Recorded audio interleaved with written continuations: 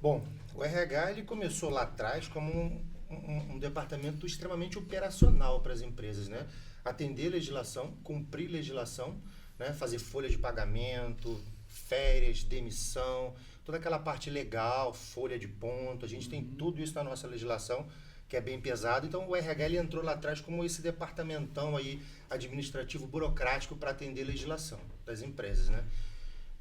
Só que aí o que a gente percebe é que ao longo dos anos o RH ele vem sendo remodelado, ele vem sofrendo uma transformação que vem do operacional para o estratégico. O RH cada vez mais ele começa a assumir novos projetos, novas parcerias dentro da empresa, né? Ele começa a receber uma importância diferenciada dos mais altos níveis da administração das empresas e das companhias. E o RH vem começando a ser, não vem começando, perdão, já vem sendo há muito tempo e hoje eu já vejo o RH, né, inclusive dentro da GBT, que a gente vai falar do nosso jeito GBT de ser, como um parceiro estratégico da organização. Um departamento que senta à mesa para ajudar a tomar decisões, para ajudar a entregar projetos, para ajudar a gerenciar os resultados da empresa e ser um participador não só das tomadas de decisões, mas como também da gestão da empresa. Então, essa mudança do RH operacional para o estratégico. E de forma prática, assim, que ações são realizadas, então, pelo time de RH? A gente tem algumas ferramentas, como a gente falou aqui, a avaliação de performance, então a gente faz ela com um certo período. Dali sai muita coisa interessante, né? Promoções, treinamentos específicos. Então, é uma ferramenta que a gente... Feedback, hoje é muito importante nas empresas. E a gente tem atuado dessa maneira e tem dado muito certo com isso.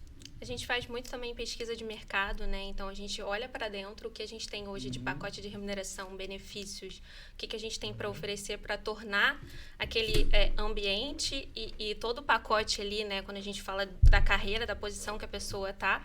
E a gente entender como é que está o mercado, porque o mercado também está rodando, né? Existem outras empresas e hoje o candidato, ele escolhe muito a empresa que ele quer entrar, né?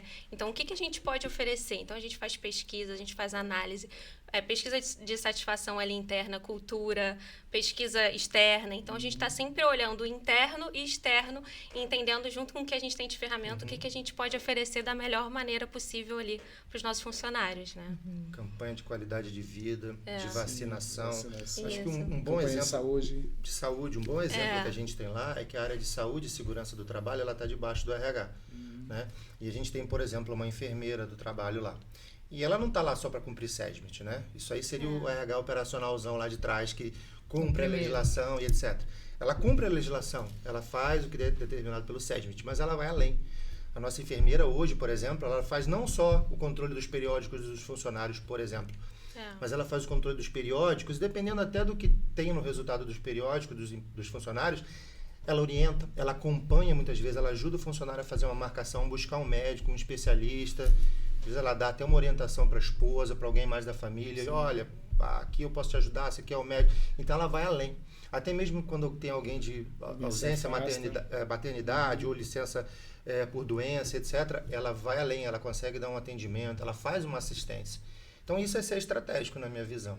Né? Ela não está lá só para seguir o que manda a NR, que é muito importante, mas ela consegue ser estratégica, dando ao funcionário todo um atendimento e um acolhimento que vai além do que a legislação hoje nos obriga a fazer, por exemplo. Né? Quando a gente fala de segurança, né, do trabalho, né, que está dentro do nosso guarda-chuva, a gente fala muito que a nossa missão, nosso objetivo é fazer com que esse funcionário volte para casa com segurança, porque tem uma família, né, que ele precisa voltar, que ele está ali, né, dando assistência para filhos, esposa, né, então o papel da segurança, né, a gente sempre coloca nessa tecla, né, a nossa missão, nosso objetivo é que você volte para casa em segurança, então... A questão dos novos talentos. Sim. Como é que vocês oportunizam, então, o aprendizado dessas pessoas que estão chegando na GBT?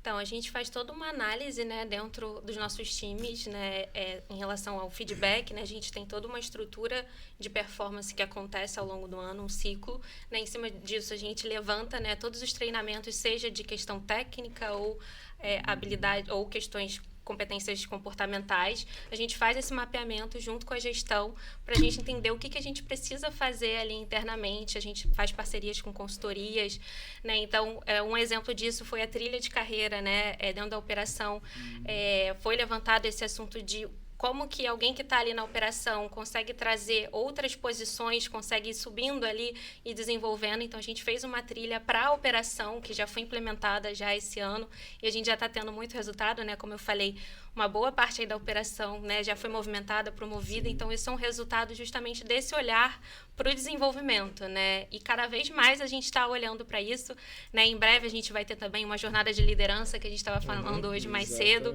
voltada justamente para esse, né, esse pessoal que está na operação e está assumindo agora a posição de liderança. Então, como que a gente pode auxiliar essa jornada deles como líderes, né? Então, a parte técnica está fechadinha ali, ok, mas como que a gente consegue dar ferramentas de liderança? Então, acho que agora esse é o nosso foco, né? Exatamente. E assim, acho que bem legal de reforçar que esses dois exemplos que a Luciana deu, né? Tanto da trilha de carreira quanto esse treinamento específico para um desenvolvimento de liderança, eles surgiram de um bate-papo que a gente chama de Café com a Gestão, que é um bate-papo que a gente faz com todos os níveis dos funcionários da empresa, desde o operacional até os coordenadores e gerentes da empresa, tá? E a gente já está na 4ª edição, né, ao longo de um ano, então é mais ou menos ali um por trimestre. E essa discussão e essa ideia da trilha de carreira foi absorvido dessa necessidade desse bate-papo e desse treinamento específico de liderança. O próprio chão da operação lá pontuou para a gente alguns gaps, alguns problemas que eles estavam tendo com a liderança por causa de X ou YZ, e a gente conseguiu identificar e aí montou um programa de treinamento para liderança para fechar esses gaps e para deixar os nossos líderes melhor preparados. Então, assim, eu acho que também vai na direção do que a gente estava falando de um RH estratégico, onde você consegue ouvir e aproveitar as ideias e transformar isso dentro de um projeto de treinamento e de um resultado que vai ser entregue na organização. A gente sabe que existem inúmeros desafios, né? Quando a gente fala de RH ou de qualquer outro setor de uma empresa. E a gente tem vivido hoje, enquanto sociedade, um desafio, eu diria, não uma dificuldade, mas um desafio em relação às gerações, né? Você tem uma geração mais antiga, você precisa adequar a geração nova e o jeito de pensar é um pouco diferente. Como é que a GBT tem feito para trazer gerações trabalhando de forma tranquila e trocando experiências, né? Não é assim, você é de outra geração, não vou falar com você. Fica lá no seu cantinho que eu fico no meu. Nem o novo desprezando o mais experiente, nem o mais experiente desprezando o mais novinho. Perfeito, boa pergunta, porque o conflito de gerações hoje ele está presente, como você falou, mesmo que no bom sentido desse conflito, até da forma de ser, ou de trabalhar, ou de lidar, né?